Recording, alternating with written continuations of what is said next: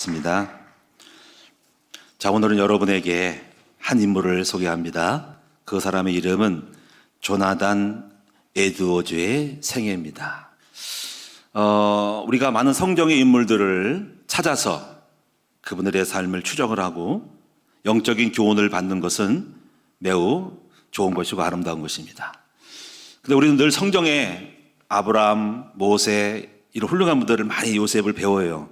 그런데 놓치기 쉬운 분들이 기독교 2000년의 역사 속에서 영적으로 믿음으로 위대한 생애를 살았고 그리고 열매가 탁월한 사람들에 대한 그분들에 대한 생애를 연구하는 것은 많이 없어요.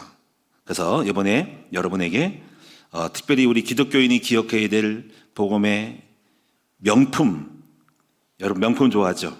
명품 구두, 명품 가방, 그 말고 명품 가문을 만들기를 힘썼던 한 사람, 바로 조나단 에드워즈의 목사님의 생애에 대해서 함께 나누고 거기서 우리가 중요한 암시, 계시, 말씀들을 받도록 하겠습니다. 자, 그래서 오늘 여러분이 이렇게 주보를 보시면은 꼭 참고하라고, 공부를 좀 열심히 좀 하시라고 바로 설교하고 바로 연결되도록 빼곡하게 기록했으니까 한번 읽어보시면 기본적인 것은 찾을 수가 있을 거예요. 보시고요. 자, 서론을 한번 제가 읽어보도록 할게요. 서론 한번 다 같이 읽어보겠습니다. 서론 시작. 오늘은 영적 암흑기인 18세기 미국의 대각성 운동을 주도한 청교도적 영성과 믿음의 명품가문 조나단 에드워즈의 생애에 대하여 말씀드립니다. 마틴 로이드 존스 목사는 청교도가 알프스산, 루터와 칼빈이 히말리아산이라면 조나단 에드워즈는 에베레스트 산과 같다고 하였다. 이렇게 말씀을 했어요. 청교도의 영성, 이게 중요하게 부각이 됩니다. 청교도적 영성 잊지 말고요. 앞으로 우리가 추구해야 될 영성은 청교도적 영성. 하루에 5번씩 기도하고 금식하고 철저하게 죄와 싸워 이겼던 이 청교도적 영성이 오늘날에 쇠퇴해 있어요. 이 청교도적 영성을 가지고 있는 사람이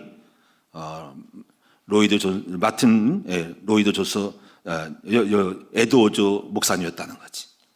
여기서 우리는 에드워즈 이 목사님의 이 삶을 보면서 지금 오하는 여러분들이 새벽 기도하고 헌신하고 기도하고 절제하고 술 안 먹고 담배 안 피고 세상 안 빠지고 하는 삶에 대해서 가치를 모르면 그게 굉장히 진부하고 뭔가 이렇게 좀 고루한 생각을 생각했어요. 뭐 그렇게 살아야 되나 이렇게 생각했어요.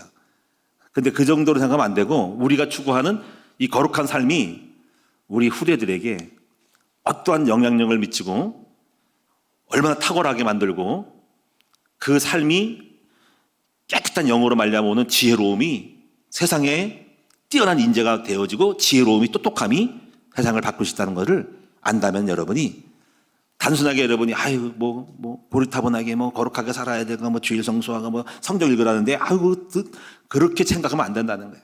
우리가 추구했던 영적 삶이 얼마나 뛰어난 우리들의 삶의 현실 속에서 나타나는지를 잘 보여주고 있는 면에서 바로 이 조나단 에드워즈 목사님의 삶의 가치가 있다고 보는 거예요.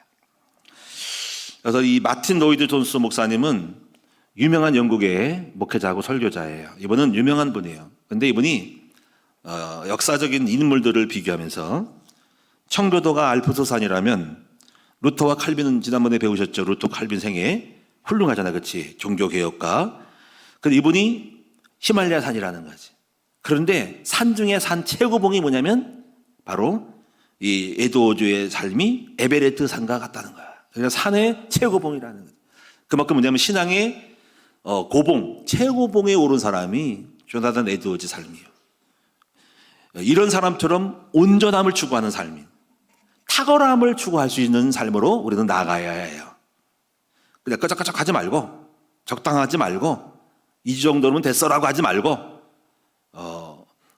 우리가 어디까지 올라가야만이 어떤 삶을 만들어지는가를 확실하게 보여준 사람이 조나단 에드워즈라는 거지.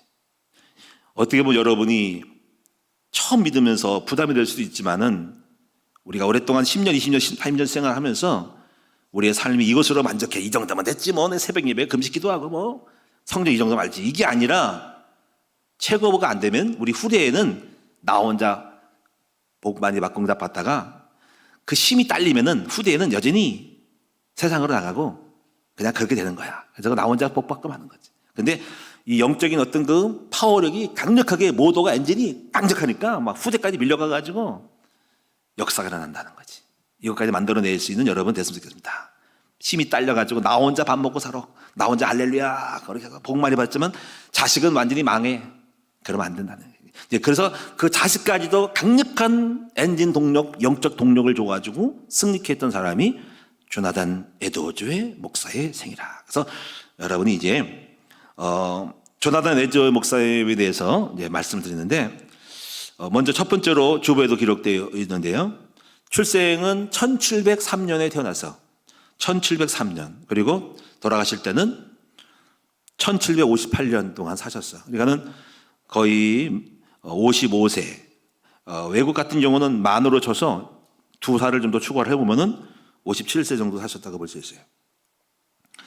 미국의 프린스턴 대학교가 있죠. 이 대학교는 아이비리그가 뭐 예일, 프린스턴 이런 대학교가 유명한 미국의 동북부에 있는 캘리포니아에 있는 지역의 유명한 대학이죠. 이 프린스턴 대학에는 조나단 에드워즈의 가문을 연구하는 조나단 연구센터가 있어요. 여러분 생각해 보세요. 한 가문을 연구하는 것이 대학교 안에 들어가 있다는 거. 그만큼 얼마나 그 후손들이 뛰어나고 그리고 연구할 만한 가치가 있기 때문에 한 가문을 연구하는 그런 연구센터가 학교에 있냐 이거예요. 그 센터에서 신기하다 하고 연구해서 후손들을 1,400명을 몇백 년 전에 데모에서 태어난 후손들을 조사한 결과 엄청난 인재들이 조나단 에드워즈의 자녀들 가운데서 나타난 것을 발견하게 되었어요. 그 내용을 보면은 12명의 대학 총장이 나왔다. 한 명 나오기도 힘든데 대학 총장을 했다. 100명 이상의 목사가 나왔고 선교사가 나왔다. 100명 이상의 법관과 판사가 나왔다. 요즘 말하는 검사, 판사, 변호사가 나왔다는 거지. 60명 이상의 의사가 나왔고 70명 이상의 작가와 언론이 나왔다. 학자의 영이 학계에 임한 거예요. 65명의 교수가 나왔고 3명의 정치인, 상위원, 1명의 부통령이 나왔고 25명의 고급 엘리트 군 장교들, 사관학교, 육사, 공사, 회사 이런 인물이 나와서 별들 달고 이런 사람이 나왔다는 거지. 그러니까 우리가요 한마디로 말하면은 에드워즈 가문의 후손은 세상을 주름 잡는 한가락하는 뛰어난 인물이 배출되었다. 굵직굵직한 엘리트들이 나왔다 하는 것입니다. 그래서 이 사람을 가리켜서 우리는 복음의 명품 가문이다 이렇게 말하는 것이에요. 자, 굉장하죠. 자, 그래서 우리가 이런 사람 이 신앙의 모습을 연구하면서 어떻게 해서 우리는 이런 후손이 나왔는가라는 것들을 생각을 해야 돼요. 이제 우리가 인생을 살면서 초창기 때는 멋모르고 매스 믿고 뭐 술 먹고 안 먹고 하다가 싸우다가 안 먹어야지 이렇게 했는데 이제 어느 정도 정식기도 하게 되고 제와 멀리하게 되고 기도하는 생활을 하면서 이제 그렇게 해서 이제 우리가 어느 정도 열매를 맺고 밥을 먹고 산단 말이야. 목회도 되고. 근데 그 정도가 아니라는 거지. 왜냐하면 우리는 죽으면 끝나지만 우리가 우리 후대들에게 굉장한 영향력을 우리 같은 믿음을 전달할 수 있을까라는 과제에 도달하게 돼요. 근데 그 끼면서 우리는 이걸 잘 모르게 되면 우리는 이렇게 잘 믿었는데 우리 자식들은 또 세상에 빠지기도 하고 뭐 이상한 성품이 이상하게 되기도 하고 야리꾸리하게 되면서 거기서 거지가 나올 수 있고 알코올 중재가 나올 수 있고 폭력적인 사람이 나오고 가정 깨질 수 있고 패가 망치는 사람이 나올 수 있다는 거지. 살아봐야 하는 거지. 그런데 우리는 우리 후대까지 이 영적인 이 삶을 어떻게 연속적으로 치고 나가서 우리가 더한 믿음으로 더 세밀하게 디테일하게 프로페셔널하게 나갈 수 있냐 온전함을 만들 수 있냐라는 것들을 우리 당대에서 시스템과 삶을 만들어내야 하는 것입니다. 자, 그래서 우리가 이런 과제들이 우리에게 있고요. 단순히 나 예수 믿고 잘 믿고 복 많이 받고 할렐루야 하다 가는 게 아니라 우리는 우리 가족과 후대와 또 저는 이제 여러분 우리 후대들, 성도들의 자녀들을 생각할 수밖에 없어요. 우리는 앞으로 주님이 재림할 때까지 우리 이 땅에 살아야 되니까. 그렇죠? 그래서 연구를 해야 돼요. 자, 첫째. 그래서 출생을 보면은 1703년 10월 5일 미국 코네티컷주의 이스트 인주에서 해증교회 목사님 디모데 에드워즈의 목사님으로부터 11명의 자녀가 나왔는데 그중에 5번째로 태어났습니다. 참 이렇게 보면은 참 자녀들을 옛날에는 많이 낳는 것 같아요. 이게 고무적인 거예요. 그렇죠? 11명을 낳는 거.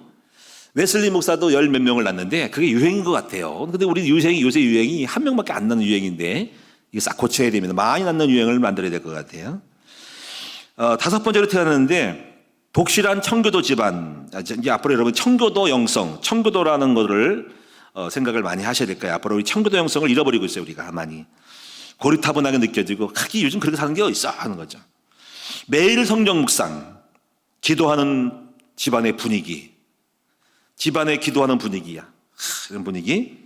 그리고 훈련, 철저한 자녀 교육과 훈련, 도덕적인 훈련과 영적 훈련을 했다 하면.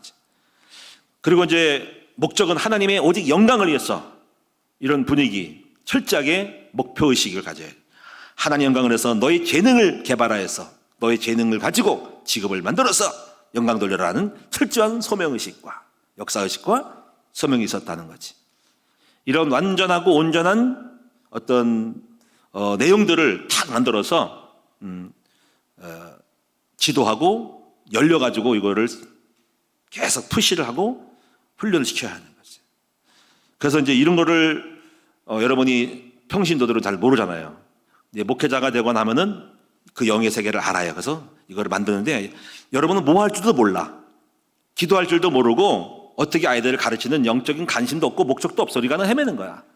근데 이제 어느 정도 목회자가 되면은 그런 영적인 어떤 내용거리들을, 조건들을 알아요. 그리고 이거를 몇 가지 요소를 만들어서 나가는데 문제는 거기에 대한 깊이예요. 탁월함인데, 온전함인데 적당히 하면 안 되죠. 그래서 이런 부분이 이제 이거를 잘한 사람이 조나단 에드워즈 가문이었고 그것은 디모데 에드워즈의 목사님으로부터 나타났다는 거지. 그래서 이제 성장과 활동에 대해서 이제 찾아보니까 제가 보니까 6살 때 라틴어를 배웠대요. 와, 뛰어나요. 근데 이런 어학의 재능도 하나님이 주시는 거예요. 제가 여러분들 늘 강조하지만은 영적인 집안은 아이들이 똑똑해요. 영적인 집안을 자란 자녀들은 특히 목사님들 자녀들 가운데 다 100%는 아닙니다. 뛰어난 인재들이 많아요. 그래서 목사님의 자녀들이 가운데서 기도하고 영적인 타고난 애들은 어릴 때부터 영이 맑아요. 그래가지고 영적으로 뛰어나고 하나님이 지혜를 주는 영의 세계에 들어가는 게 많거든요. 그래서 인재들이 알게 모르게 막 깔려 있어요. 예? 이거. 근데 문제는 뭐냐면 또 영적이지 않으면 또 타락도 심하게 해요. 이 극과 극을 달리는데 여러분이 영적으로 완벽함을 추구해야 되는데 일단은 영의 세계 속에는 지혜가 있다. 똑똑한 인물이 많이 나온다는 거 분명해요. 확실히 영이 맑고요. 똑똑해요. 팍팍 돌아갑니다. 뇌의 구조가 달라요. 바뀌어요. 라틴어를 배웠고요. 어릴 때부터 하루에 5번씩 개인 기도를 했다. 와, 이것도 여기서부터 이제 깊이가 다른 거지. 기도의 깊이가 달라. 애들 우리 기도합니까? 하루에 3번씩? 한 번 기도합니까? 다른 거죠. 어릴 때부터 그런 청교도 정성으로 그렇게 가르쳤던 거지. 그리고 이제 이 정도로 우리 애들과 이 에드워즈는 친구들과 오두막을 만들어가지고 거기서 기도와 말씀 있는 장소로 만들었다는 거지. 어릴 때 그런 게 하는 게 봤어요? 가서 뭐 당구 치러 가고 뭐 PC방 가고 돌아다니면서 게임이나 할 줄 알지. 누가 기도를 위해서 오두막을 짓고 기도하는 아이로 만들까? 상상이 가죠. 물론 지금 도시는 그렇지만 시골 같은 경우에 걔들이 막 노리면서 야, 우리 여기서 이 오두막을 짓자. 나무에다가 우리 올라가는 거 놀이도 하면서 올라가서 기도하고 하지 않은 걸 충분히 예상할 수 있죠. 그 정도 어릴 때부터 관심이 우리 기도와 영적인 분위기였다는 걸 알 수 있습니다. 여기서부터 어릴 때부터 수준 차이가 쫙 나는 거지. 그래서 어릴수록 하나님 앞에 기도하는 아이하고 늦게 예수 믿고 믿음으로 늦게 뭐 세상 잡다한 거 다 잡기를 다 배워. 노라방 가서 놀기도 하고 술 먹기도 하고 하다가 예수 믿하고 완전히 수준 차이가 나. 탁월함의 차이가 나는 거지. 어릴수록 영적으로 쫙 가게 되면 그 아이는 뛰어난 세계적 인물 나올 가능성이 굉장히 많다. 그래서 어릴 때부터 성경을 알았나니 오늘 디모데후서에 나와요. 그래서 이제 13세에는 예일대학교에 입학을 했대요. 예일대학교가 아시죠? 15세 정도 치면 될 거. 만으로 치거든요, 항상. 예일대학교 아이비리그 8대 대학교 중에서 그중에 예일대학교가 있어요. 그때 입학할 때 성경을 헬라어로, 히브리어로 능통을 읽었다. 헬라어는 그리스도예요. 그리고 18세 예일대학과 대학원을 최우수 성적으로 졸업했다. 얼마나 공부를 잘했으면 20세에 예일대학 대학교 교수가 되었대요. 이사회를 치면 22살 정도. 근데 그도 이제 청년이었을 때는 방황을 했답니다. 공부할 시절에 신앙의 해를 느꼈대요. 내가 가는 길이 맞나? 세상이 더 좋아 보이고 또 멋있게 살고 유흥을 즐기고 그 당시 또래들 술집 가서 놀고 막 재미나게 여행 가고 놀고 막 쾌락을 즐기는 것이 많겠대. 그도 유혹이 왔겠죠, 당연하게. 그래서 이제 하나님에 대한 관심이 떨어지기도 하고 성공과 인기에 대한 관심을 한 번쯤은 유혹을 당할 수 있어요. 다 있어요. 여기 없는 게 아니에요. 그런데 이제 대학원에서 디모데전서 1장 17절의 말씀이 하나님이 그에게 강탈했다. 그 내용은 영원하신 왕 곧 썩지 않고 보이지 아니하고 홀로 한 분이신 하나님께 존귀와 영광을 영원무궁하도록 있을지어라는 말씀이 강력하게 임했어요. 근데 종종 이렇게 여러분이 많은 것들을 다는 아니지만은 하나님 앞에 쓰임 받는 사람들 보면은 많은 말씀도 있는 중에 쭉 누리고 있는 중에 때로는 한 말씀으로 딱 강탈할 때가 있어요. 근데 그 말씀이 인생을 바꾸는 굉장한 동력이 되기도 해요. 루터 같은 경우는 오직 의인은 믿음으로 말미암아 살리라 안과 같으니라 로마서 1장 17절의 말씀에 강탈을 먹어가지고 캐톨릭에 대한 율법과 종교 행위에 대해 해이를 느끼고 은혜로 믿음으로 사는 법에 대한 거를 충격 먹어가지고 개혁이 시작됐죠. 저도 그래서 저도 빌립보 2장 9절 11절에서 하나님이 제 인생 속을 변화시킨 여기 28년 전에 왔던 동기는 하나의 말씀, 모든 무릎을 예수 이름 앞에 꿇게 하여 아버지께 영광을 돌리게 하라, 이 말씀에 확 꽂혔어요. 강력하게 하나님 말씀이 해오리 바람처럼 저를 확 들어와가지고 저를 사로잡아가지고 그 말씀에 잡혀서 너는 이제부터 그렇게 살아라 할 때 제가 빛이 나가지고 그래서 그걸 잡고 목회를 다시 시작을 해서 여기까지 왔는데 그 위에 하나님이 함께하는 손길이 많았어요. 그때 경험을 잊을 수가 없죠. 지금 이 사람 내가 충분히 이해해요.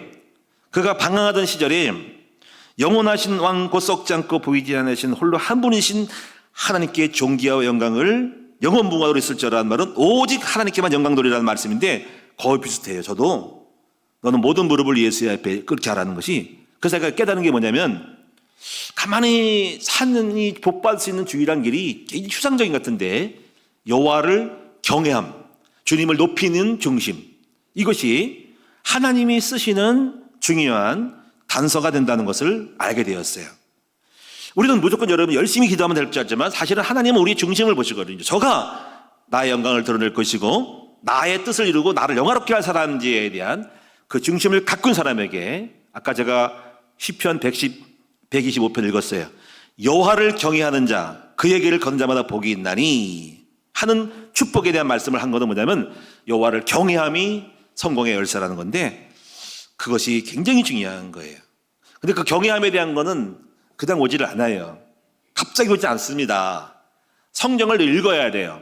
그리고 성경을 읽고 추적하다 보니까 그때 하나님을 발견하는 거죠. 그리고 내가 인생을 왜 사는가라고 하는 절대적인 하나님 앞에, 임재 앞에서 내 삶의 목표가 확실히 설정되는 날, 그때 그 중심을 보시고 하나님이 저에게 지혜와 능력을 주고 목회자는 목회자의 능력을 주고 평신도 같으면 평신도 경제 축복을 주고 학자에게는 학자형을 주셔서 그래서 뛰어난 교수가 되고 노벨상까지 탈 수 있도록 만들어줄 수 있는 놀라운 일이 여호와 경외함 속에서 나타난다는 것입니다. 그래서 이 조나단 에드워즈가 그동안의 영적 삶을 통해 살았지만은 그 경험을 하면서 이때 자신을 하나님께 드리기로 결심을 합니다. 이때 그 결심문이 70가지의 결심문이라고 되어 있어요. 70가지 결심을 했어요. 그는 그 내용을 보고 쭉 쓰면서 자기의 삶을 다 총정리해서 70가지를 내가 살아야겠다라고 했는데, 제가 그 전문을 읽다가 여러분에게 일부만 내용이 이 페이지를 넘어가기 때문에 전문을 기록하지 못하고 그 내용에 여러분에게 뭔가 이렇게 뚜렷하게 들어올 수 있는 부분을 발췌해서 주보에 실었어요. 몇 가지를 보시면 나중에 볼 거예요. 그래서 결심문을 하고 나서 내용은 이겁니다. 모든 영광을 하나님께 드리고 온전한 퍼펙트한 그리스도인이 되는 것. 온전한 그리스도인이 되는 것이죠. 우리는 온전하지 않아요. 예수 믿어도 온전하지 않고요. 교회를 다녀도 온전하지 않아요. 적당히 다니고요. 성품도 하나님 믿었다가 속으로는 세상의 죄야 들락날락 그래요. 온전하지 않아요. 겉으로는 훌륭한 척하면서 속으로는 다른 생각을 많이 하잖아요. 그렇죠? 그리고 우리는 온전하지 않아요. 말도 거칠고. 그리고 제 세상에 약간 양심이 있어요. 그런 온전하지 않은 거죠, 그게. 왜 완전하지 않고 어리거리 적당하게 헐치고 거죠? 이 종교 생활이거든요. 그래서 우리가 이제 이 에드워즈는 온전한 그리스도인 되도록, 그래서 이 사람이 그 온전함을 추구하는 결심을 하지 않으면 안 된다는 거예요. 결심하지 않으면 안 된다는 결심을 하고 거기서 확실하게 정하고 삶을 실천했던 관리를 했다는 것이죠. 자, 23세에 그렇게 하면서 목사 안수를 받았어요. 1726년에 외조부, 외할아버지가 목회하던 교회의 부목사로 부임을 했습니다. 그리고 외조부가 돌아가신 후에 거기에 담임 목사로 이어받아서 24년간 그 목사님이 할아버지가 목회하던 노스 햄프턴 교회를 섬겼습니다. 48세에 그러다가 인디언들에 대한 비참한 영적인 갈급함과 비참한 삶을 보고, 왜 미군이 들어가서 개척 아메리칸 신대를 켜서 원주민이 다 쫓겨나고 비참한 삶을 사는 걸 보고 저들에게 복음을 증거해야 되겠다 싶어서 말년을 인디언 선교사로 자신을 헌신했고, 그리고 나서 55세에 프린스턴 대학교 총장에 임명이 됩니다. 프린스턴 대학교, 유명한 목사님들이 많이 배출되고 학자들이 유명한 미국의 유명한 대학이. 그의 설교를 통해서 5만 명 이상이 예수님을 영접을 했고 150개 이상의 교회가 생겼어요. 이 미국의 영적 대각성 운동이 그가 섬기는 교회에서 일어났어요. 그런데 이 사람은 설교를 해도 막 소리치고 하지 않았대요. 조용히 말씀만 전했고요. 신비문성하지 않은데 그 하나님의 말씀으로 회개의 삶, 말씀으로 온전한 삶을 살게 했어요. 그래서 성령이 갑자기 임하면서 그것이 그 교회와 함께 지역에 임하면서 미국 전역에 퍼졌어요. 이것이 바로 이제 유명한 영적 대각성 운동의 촉발점이, 여러분 조나단 에드워즈의 목사님이 유명하냐면 그 교회에서 일어난 거룩한 운동이, 오직 순수하고 깨끗한 말씀의 영적 삶의 운동이 불같이 막 가든 사슴석이 일어나면서 퍼진 거예요. 그래가지고 미국을 바꾸는, 도덕적인 것으로 바꾸는 이 종교 개혁 같은 영적 대각성 운동이, 그동안에 예수 믿는 크리스찬들이 술 잡수고 세상에 빠지고 못된 짓 다 했는데 이런 회개 운동을 일으킨 거죠. 그래서 부흥 운동이 일어난 것입니다. 그런 가운데서 1727년에 7월 28일 사라 피어 폰도라는 여사와 결혼해서 30년간 결혼 생활 속에 11명의 또 자녀를 낳았어요. 비슷해요. 아버지도 11명, 자기도 11명. 참 자녀를 많이 낳는 게 축복인가요? 그렇죠? 여러분 자녀를 많이 낳읍시다. 아내가 원하는 일이라면 모든 일을 간두고선 했대요. 자, 아내를 너무 사랑했어요. 그리고 아내와 함께 1시간 동안 기도했어요. 모든 일을 아내와 함께 했대요. 자녀들의 영혼과 신앙 속에 깊은 관심을 가졌고요. 그래서 결국은 계속 복음을 잘 전달하고 삶을 만들어서 후대까지도 그 아버지의, 할아버지의 영향력을 받고 절대로 신앙을 놓치지 않는 그런 거, 이거를 우리가 가져요. 어떻게 우리가 갖고 있는 기도와 영성을 우리 후대들이 우리가 죽어도 남길 수 있을까라는 것이 우리 가져요. 왜냐면 우리 끊기거든요. 엉망으로 살아버리거든요. 이걸 어떻게 할 것인가. 우리가 더한 믿음을 만들어야 되잖아요. 그렇죠? 우리는 아리꼬리한데 더 큰 믿음을 만들어야 되는, 이거 가져라는 말이지.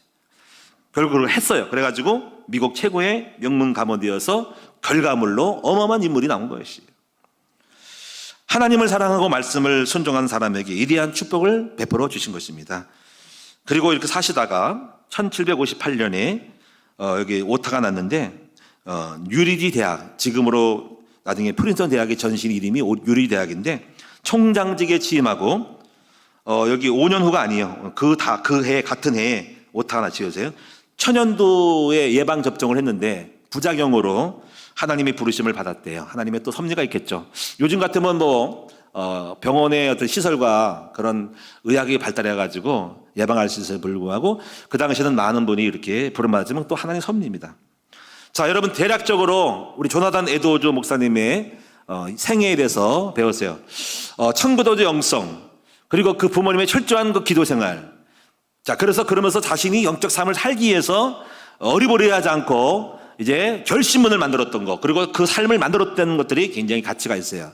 두 번째 단락으로 여러분에게 20살 청년 에드워즈의 70가지 결심문에 대해서 몇 가지만 편집해서 알려드릴게요. 제가 쭉 읽어보고 너무 내용이 방대하고 조보에 실을 수가 없어서요. 나중에 여러분이 보시고 검색해 보시면 네이버 검색하면 나오고요. 몇 가지만 제가 여러분에게 의미적인 부분으로 할 수 있는 것을 추렸어요. 첫째, 이거 첫 번째는 이건 그대로 내용이 나오는 거예요. 1번에 나의 전생애 동안에 하나님의 영광과 나 자신의 행복과 유익과 기쁨에 세상에 도움이 되는 것이면 무엇인지 한다. 이런 걸 느끼죠, 우리가. 우리 하나님 영광. 근데 중요한 건 내가 행복해야 돼요. 그리고 내가 하나님 나라가 돼야 돼. 내가 살아야 되거든. 이런 면에서 이 에드워즈 목사는 첫 번째로 결심을 한 것 같아요. 두 번째, 하나님의 영광이 아닌 것은 절대로 작든지 크든지 안 한다. 철저한 이 권리가 있는 거예요. 세 번째는 한순간도 시간을 낭비하지 말라. 그 시간을 가능한 최대로 유익되게 사용하자. 우리 인생이 짧아요. 세월아 내월아 오랫동안 하는 게 아니거든요. 금방 세월 갑니다. 내가 살아있는 동안에 힘껏 살자 하는 거죠. 네 번째, 다른 사람의 실패를 나 자신의 실패로 살피는 계기로 삼고 반면교사로 삼고 나의 비참함을 내가 그렇게 해서 잘못했을 경우에 비참함을 되어질 수 있도록 않도록 고백하면서 늘 경계하는 삶을 살았다는 거죠. 5번에 매사로 나의 죽음과 죽고 난 뒤에 어떤 일이 일어날지에 대해서 많이 생각을 했다는 거지. 사후에 내가 죽은 다음에 어떤 일이 일어날까 할 때 그때마다 이건 아니야, 정신 차려야 되겠다, 이거 남겨야 되겠다라는 거 나올 거예요. 왜냐하면 내가 죽으면 많은 걸 잃어버릴 수 있거든요. 저 생각을 많이 해요. 제가 죽은 다음에 우리 교회에 이 복음이 희석되거나 훈련이 없어지거나 전통이 없어지거나 영적인 지도자들을 안 키울 기회는 교회가 유럽에 있는 교회들이 그랬거든요. 처음에 훌륭했는데 다음 세대를 안 키웠을 때 교회가 폐쇄되고 또 자녀가 없을 경우에 전부 교회가 사람이 없어요. 자녀가 없어. 후대들이 없으면은요, 나중에 교회가 텅텅 비어요. 사람들은 죽고 연로하신 분만 계시고 어린이는 안 나니까 이럴 수 있는 교회가 있어요. 그래서 어마어마한 큰 교회들이 다 지어놓고 인구가 없어가지고 다 지금 또 애들이 없어가지고 줄어서 그 교회가 다 팔리고 나가요. 유명한 종교교육 했던 교회 다 망해요. 그래가지고 백화점이 되거나 술집이 되고 카페가 되면서 그런 게 많아요. 유럽 애들은. 후대들을 안 키우면은요, 애들을 많이 안 나면요, 대부분 교회가 어마어마하게 진 교회들이 무너진다는 거지. 지금 이제 우리가 앞으로 큰 교회를 질 필요가 없죠. 너무 큰 교회 지면 안 되면. 관리가 유지 안 되고 지금 유치원 어린이들이 많이 줄잖아요. 그러니까 우리가 적당하게 교회를 유지를 하고 나가야 됩니다. 나중에 반드시 관리 유지 문제에 봉착할 거예요. 매일 전기요금 나가지 관리비가 엄청나잖아. 그냥 있어도 저절로 나갑니다. 이런 부분이 좋은 건 아닙니다. 그래서 소규모 강소교회를 세워요. 강소교회.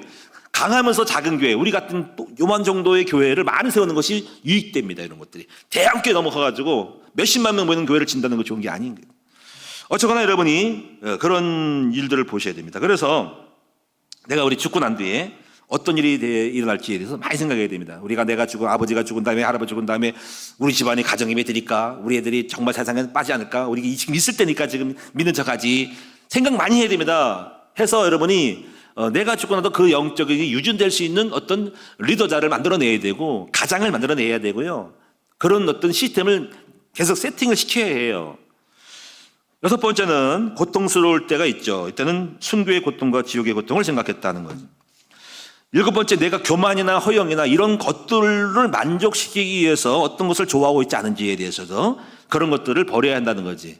우리 가끔가다 나도 모르게 내가 명예를 탐하고 해장을 하고 하는데 사실 그것이 하나님의 뜻으로 하는 것이 있으면 할 수 있죠. 그러나 혹시 내가 내 영혼의 허영이나 나를 자랑하기 위한 것을 했다면은 그런 것들은 하지 말고 철저히 버리자는 철저한 자기 관리를 했다는 거죠.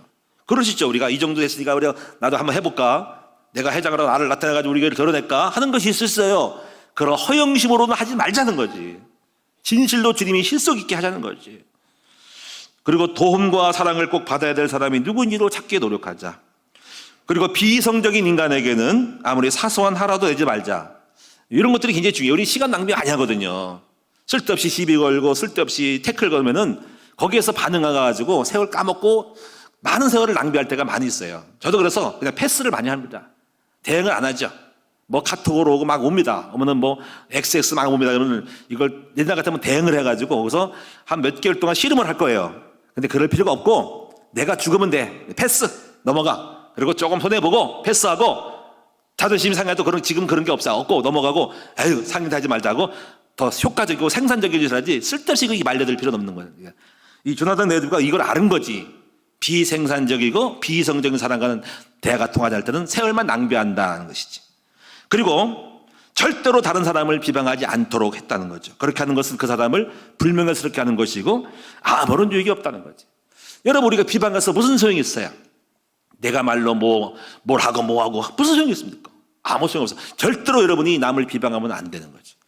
어떤 목사님이라도 누구를 함부로 판단하지 말고 여러분이 자녀들 앞에서 누가 어쩌고 누가 어쩌고 교회가 어쩌고 그건 다 쓸데없는 얘기고 무식한 얘기예요.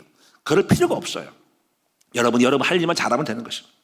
그래서 일모를 철저하게 이 사람은 관리를 했고요. 그리고 여러 번째는 먹고 마시는 것을 엄격하게 절제하며 살았다는 것을 알 수 있어요. 여러분 우리는 이제 이런 것들을 잡지를 많이 즐기잖아요. 술, 담배, 먹는 거 아무나 먹고 이러면 안 되는 거지. 먹는 거 육식을 줄이고 여러 건강 관리를 잘해야 돼요. 저도 옛날에 그런 부분이 있어가지고 뭐 해 먹고 나서 탕 먹고 뭐 곰탕 먹고 정말 무식해가지고 막 먹었죠. 고기 먹고 막 내가 몸보신을 해야 되고 뭐 힘을 얻어야 된다면서 다 그게 다 나쁜 거야. 이게 철 들어가지 이제는 아무거나 들어가면 안 되겠다. 아무거나 튀김 같은 거 안 먹고 탕 종류 안 먹고 육식은 가능하면 줄이고 야채 효소 있는 걸 먹고 해서 이런 거를 관리를 해요. 이제 많이 좀 철이 좀 들은 거지 이제. 그래서 요즘도 우리 부교육자들 얘기합니다. 우리 마트 가면은 절대로 방부제 있는 거 먹지 말아라. 어디 무슨 뭐 대표 먹는 것도 전자레인지도 그것도 벗어가지고 투레스트 하지 말고 그릇 하나 사줄 테니까 사가지고 대표 온 거 먹을 비차도 해라 하고 소세지 먹지 말아라. 통조림 같은 거 먹지 말고 방부제 있는 거 먹지 말고 뭐 맵고 짜고 있는 거 무슨 거기가 있으면 그냥 그 먹냐 그걸 독이라고 뭐 그걸 독인데 그걸 먹냐면 내가 핀자를 주면서 이제 하는데 모르겠어요. 아직 말 듣는지. 그래도 맛있는 거 어떻게. 아이고 먹지 말아라. 이게 다 독이야. 나중에 암 걸리고 이게 썩어 염증 생기고 그게 피부 알레르기 생기는 거야. 나중에 후회한다니까. 맨날 얘기합니다. 그리고 운동해라.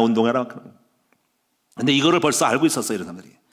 여러분도 마찬가지로 여러분도 잡기를 즐기지 마시고 술 담배 끊어버렸어요. 제가 잘한 것 중에 하나가 우리 아버지가 술을 먹어가지고 고기 많이 먹어가지고 이게 종양이 생겨가지고 암 돌아가셨나. 근데 감사하게 예수 믿고 잘한 게 술, 담배 안 한 거 잘한 거예요. 그리고 고기 많이 안 먹으니까는 이 장에 탈 날리는 없으니까 그거 하나는 이제 이긴 거지 이제. 여러분 이것만 해도 예수 믿는 게 얼마나 축복인지를 알아야 돼. 할렐루야. 오늘 여러분이 혹시 나쁜 습관이 있다면 여러분 몸속에 독을 붓지 마시고요. 철저하게 여러분 깨워서 술, 담배를 끊어버리고 도박도 끊어버리시고 다 그것이 망하는 기름길이에요. 단도박 하세요. 아무데 가지 마세요. 아무데 놀러 가지 말고 아무나 만나지 말고 아무데 가지 마시고 여러분 철저하게 경건 생활을 하셔야 됩니다. 만약에 여러분이 그렇지 않으면 반드시 우리 아이들에게 기도를 열심히 해도 우리 자식들이 그걸 본받아요. 야리꾸리하게도 우리 자식이 그대로 아버지 닮고 할아버지 닮다니까.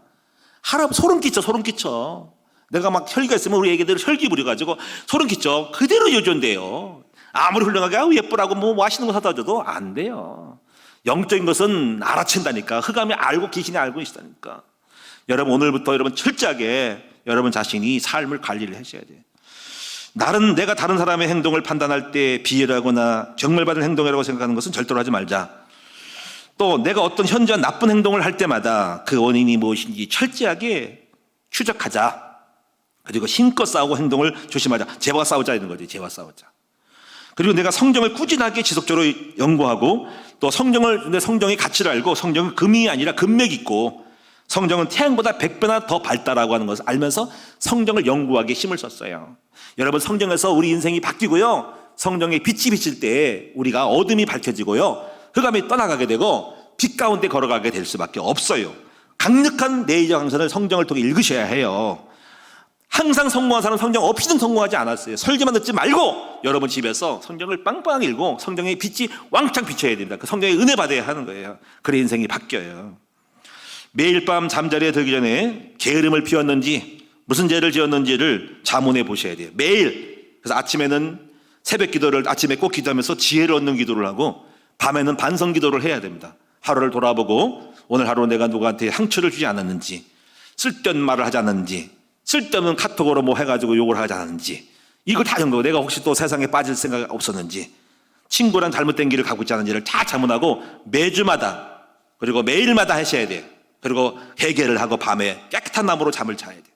주여, 그리고 감사하면서 하나님 용서해달라고. 그 지저분한 거를 다 없애고, 그래 밤에 좋은 꿈을 꾸잖아, 그렇지? 그리고 아침에는 감사하다, 오늘도 어떤 축복을 주실까 기대하면서 믿음을 안 들고 오늘 하루 할 일을 묵상하면서, 또 저녁 땐 쓰레기들 다 찌꺼기 묻은 걸 갖다가 내 영혼에 오염된 걸 다 들은 것들, 마음에 받은 걸 다 청소를 하고, 청소하고 목욕하고 영의 청소를 하잖아. 그리고 잠자리 들고 이렇게 해보세요. 이런 싸움을 했다는 거야. 그래가지고 매주마다 그렇게 했고요. 그리고 매월마다 또 했고, 매월 한 달치를 또 했고, 또 한 해 동안 마무리하면서 올 한 해도 내가 잘못한 게 뭔지, 혹시 누구의 상처를 주지 않은지를 돌아보고, 잘못된 생각에 가지 않은 돌아보면서 또 반성하고 또 새해를 맞이하는 거지. 이렇게 철저하게. 그러면 부모님에게 어떤 걱정이나 심려를 끼치지 드리지 말자. 그리고 선하고 보편적이고 친절하고 조용하고 평화롭고 만족하고 편안하고 관용적이고 온유하고 순정적이고 부지런하고 근면하고 자애롭고 침착하고 인내하고 절제하며 용서하고 항상 이러한 성품이 되도록 하자. 매 주일마다 점검하자. 지금 이 내용을 제가 만든 게 아니고 그대로 발췌한 거예요. 이걸 보면서 내가 놀랐어요. 와, 철저하게 자기 관리를 하는구나. 철저하게 자기 죄와 싸우는구나. 그리고 선하게 되기 위하여 내용의 어떤 고상한 성품을 만들기로 했구나. 다르구나. 이 명품 가문 되는 것이 다르구나. 내가 명품의 사람이 돼야 하는 거지. 내가 명품의 부모님이 돼야지 명품 자녀가 나온다는 거지. 그러면서 또 이런 거예요. 18절에 이것도 은혜 받았어. 어느 곳이나 어느 누구에게나 말이나 행동에 있어서 친절한 태도와 분위기를 유지하게 해요 노력하자. 이 이해가 돼요. 사람을 만날 때마다 친절해야 되고 자상해야 되고 자비로워야 된다. 근데 우리 어떻습니까? 이게 안 돼 있어요. 너무 얼굴 표정이 굳어 있고요. 딱딱하고 팅팅거려요. 이게 완전히 틀린 거예요. 여러분, 우리가 주일학교 우리 교회도 안내원이잖아요. 안내원이 이걸 잘해야 돼요. 저 여기 화장실 어디입니까? 저기요. 화장실 가시려고요? 예, 제가 안내 드릴까요? 아, 됐어요. 여기입니다. 저기 교회 주보 주세요. 주보 저기 있어요. 그런 사람도 있다는 얘기 들었어요. 제가 완전히 우리랑 안 맞네. 우리는 주보 필요하세요? 제가 가드릴까요? 아, 됐어요. 드릴게. 이렇게 해야 돼. 근데 우리는 퉁퉁거려. 어디로 가야 됩니까? 여기요. 아, 그러세요. 인도해 드릴게요. 제가 여기입니다. 너무 친절함에 감사해서 은혜 받는 거죠. 그렇죠? 웃음을 띠고 미소를 지면서. 여러분, 우리가 친절함이 있어야 될 것 같아요. 우리 너무 딱딱하고요. 너무 우리가요, 너무나 형식적이야. 느꼈을 때 오는 느낌이 다잖아, 그렇지? 왜 서양 사람들이 그렇게 친절한지, 길거리에서 우리가 어디 물어보면 안내해 주는지, 이런 것들이 우리가 바뀌어야 될 태도고, 이것이 사람의 이미지를 바꾸는 것이 되는 거예요. 갱신 많이 해야 됩니다. 애들 가르쳐야 됩니다. 자, 이제 결론적으로 우리가 정리를 해볼게요. 자, 오늘 저는 이걸 보고 적용을 해야 돼. 제가 몇 가지를 생각한 것이 있는데, 첫째는 뭐냐면 첫째, 신앙생활은 싸움의 자세로 임해야 된다는 걸 알았어. 전투의 자세죠. 다시 말하면 우리가 죄와 싸워야 된다. 철저하게 그냥 세상에 기도하고 말고 하면 하고 말고가 아니라 철저하게 죄와 싸워야 되고 영적인 삶을 살아야 되겠다라고 하는 전투적인 마음을 갖고 있어야 한다는 거지. 할렐루야. 제가 첫째 사실 그렇게 했어요. 예수 믿으면서 반드시 우리 집안의 가문의 흑암을 꺾고 우리 아버지가 갖고 있던 거를 물리치고 다 물리치고 절대로 담배나 술 먹지 말고 죄와 싸우지 말고 잘 안 되더라도 싸워서 안 그러면 이거는 주면은 죽는 거고 이기면 승리하는 거다. 내가 죄에 빠지고 세상에 빠지면 나는 쫄딱 망하는 거, 망이고 내가 하나님을 바라보면 산다는 걸 알고 철저하게 하려고 애를 쓰고 왔어요. 오늘 여러분에게 제안을 할게. 이제부터 신앙생활 적당히 왔다리 갔다 하지 말고 뭐 해야 됩니까? 영적인 싸움을 통해서 여러분이 지금 살고 하는 행동이 내 자녀와 후손을 죽이고 살는 것임을 알고 이 싸움을 해야 하는 마음을 가졌으면 좋겠다는 거지. 한번 따라합니다. 신앙생활은 놀러 온 것이 아니라 그냥 온 것이 아니라 싸우러 온 것이다. 싸움의 장신을 가지고 하셔야 돼. 할렐루야. 내가 새벽기도 하면 죽는다. 기도해야 되겠다. 이게 해야 돼. 하면 하고 말고만 하지. 예? 여러분이 주일 성수 바쁜데 오늘 좀 오늘 빠질까? 우리 뭐 놀러 가래. 좋은 날이니까 오래. 생명 걸고 안 돼. 절제 주일 성수 하고 가야 돼. 주일 1부 7시 30분도 있잖아. 그렇지? 해야지 적당히 하는 게 있어요. 두 번째는요. 제가 볼 때 이 조나단 에드워즈의 영적 삶의 비밀은 탁월성이 있어요. 탁월성 가로 열고 온전함이거든요. 자, 우리는 탁월함이 뭐냐면요, 우리 똑같이 기도하고 있어요. 근데 기도를 더 세게 빵빵하게 해야 되고, 죄도 그런 거, 죄도 죄 지지 말하다가 뭐 온갖 속에 죄는 많이 왔다 갔다 해요. 근데 그것까지 탁월하게 죄를 끊는 거룩의 탁월함이 있어요. 신앙생활도 그래요. 뭐 이 정도면 됐지, 뭐 성경 오늘 3장 읽었어, 오늘 새벽 예배 드릴 거 뭐 가끔가다 나오니까 뭐 안 나오고 이 정도면 내가 장로 되는 거 아니야? 내가 집사님은 된 거 아니야? 목사님 된 거 아니야? 이 정도면 신앙생활 잘하는 것 같은데? 그게 아니고 여러분이 온전한 영적 삶의 탁월함을 갖고 있어야 됩니다. 그것을 이제 이 에드워즈도 했다는 거지. 그래서 여러분이 이제 제가 이걸 보면서 이런 게 있어요. 제가 떠오르는 말씀이, 창세기에 보면은 그 야곱의 그 아들들 중에서 르우벤이 나오거든요. 이 르우벤이 장자로서 축복을 많이 받는데, 성경은 이걸 듣고 제가 유심히 들어서 청년 때 이 르우벤은 침상을 더럽혔다. 왜냐면 아버지의 서모랑 동침을 했어요. 서모 있죠. 뭐 비란가 라헬인가 뭐 레한가 비라 실바랑 해가지고 이랬어요.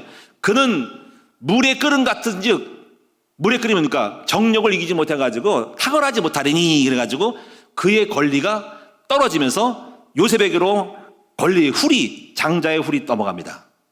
제가 그걸 보면서 육신의 사람들은 탁월하지 못해요. 하나님이 알고 탁월함을 안 주고 그를 떨어뜨려요.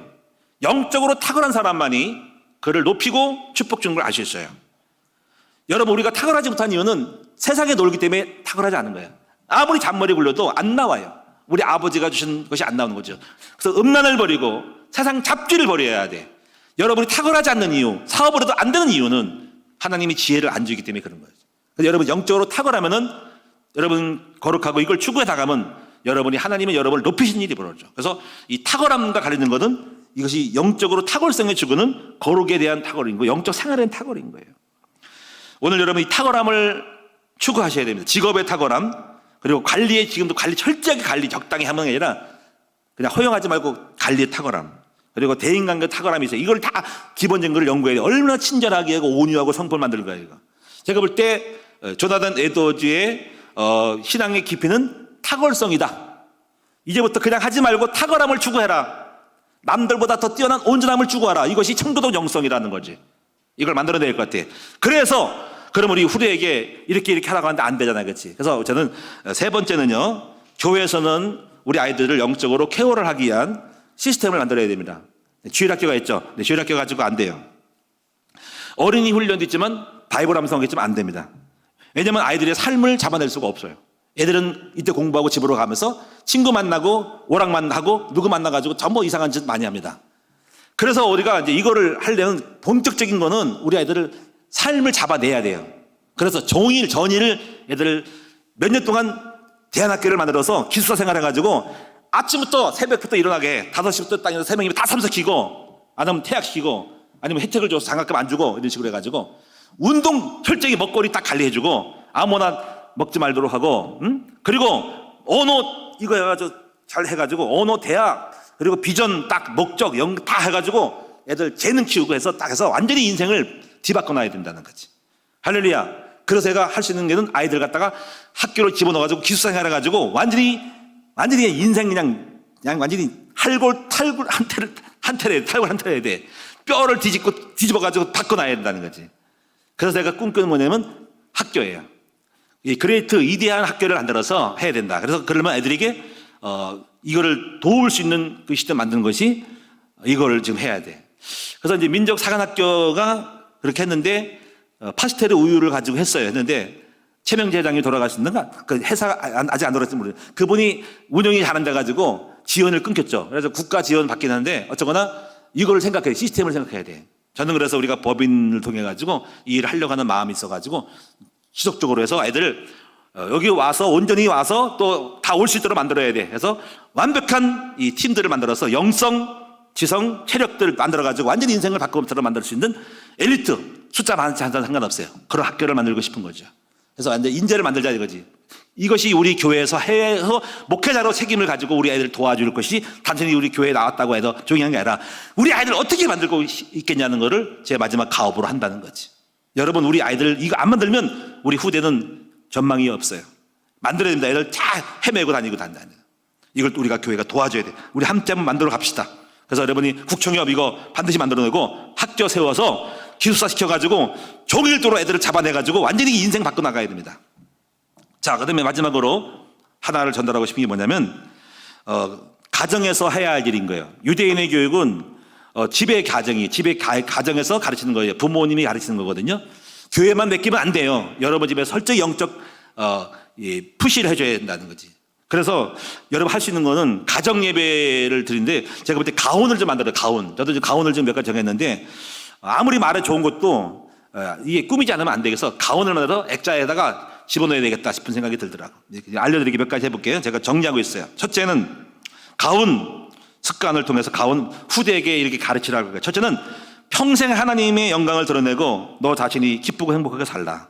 두 번째, 가정 예배 꼭 드리자. 이거 안 드리면 간첩이고 집에서 해고시켜버려야 돼. 가정 예배 꼭 드리자. 세 번째, 주일 성수 꼭 하고 11조 감사함을 꼭 하자. 네 번째, 매일 큐티 정시기도 하자. 아침에 지혜기도, 밤에는 반성기도. 다섯 번째, 성실함으로 자기 맡은 일을 책임져. 성실, 너 맡은 일을 책임을 다하라. 여섯 번째, 매일 운동하고 아무거나 먹지 말자. 일곱 번째, 이웃에게 친절하고 신껏 섬기자. 여덟 번째, 부모님께 신껏 공경하고 말씀에 순종하자. 아홉 번째, 실력을 갖추고 쓸모있는 인간이 되자. 열 번째, 항상 마음을 믿음으로 긍정적으로 삼자 하는 것이죠. 그리고 12가지 했는데 11번째는 제약에는 근처에도 가지 말아라. 나쁜 잡기에 끊어라. 12번째는 목사님을 부모님처럼 섬겨라. 이거 록펠러를 제가 생각해서 이렇게 했어요. 하여튼 여기서 다 할지 정리할지는 나중에 얘기고, 어쨌거나 여러분 중요한 건 뭐냐면 여러분도 집안에 우리 후대들에게 가르치시는 몇 가지 중요한 가훈을 좋은 거를 골라서 한번 설정하고 후대들에게 계속 세팅하고 심어서 후대에게 복음을 전승해야 됩니다.